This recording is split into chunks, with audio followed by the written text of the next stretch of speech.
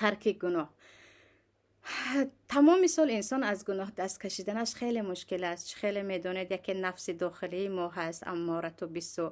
دیگر انسان هایی هستند که از جنسی اینس باشن هم، اما شیطان صفت هستند که ما رو به گناه دعوت میکنن.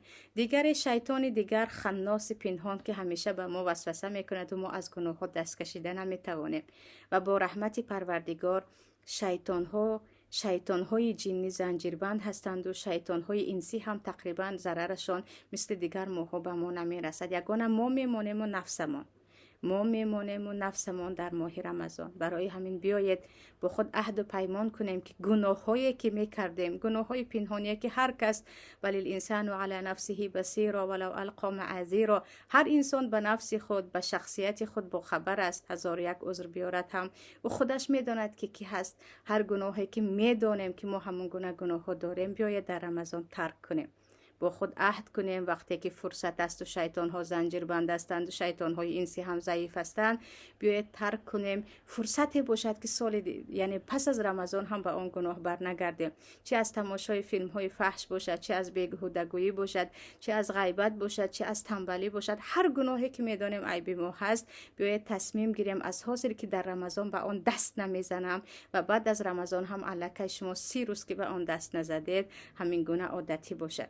چون پیامبر صلی الله علیه و سلم میگن وقتی شما قول زور و با زبان اذیت دادن و ظلم را ترک نمیکنید، به گرسنگی شما پروردگار یگان نیازی ندارد. یعنی زیادی گناه های ما از زبان است. از حاضر بگویم که من زبانی خود را کنترل میکنم، من به این گناه دست نمیزنم، با زبانم چه اهل خانوادم چه دیگران باشد من آزارش نمیدهم. تصمیمی از حاضر داشته باشیم که چه گناه های داریم که در رمضان عهد و پیمان میکنیم که دیگر به آن بر نمیگردیم، بعد از رمضان هم دوام خواهیم داد.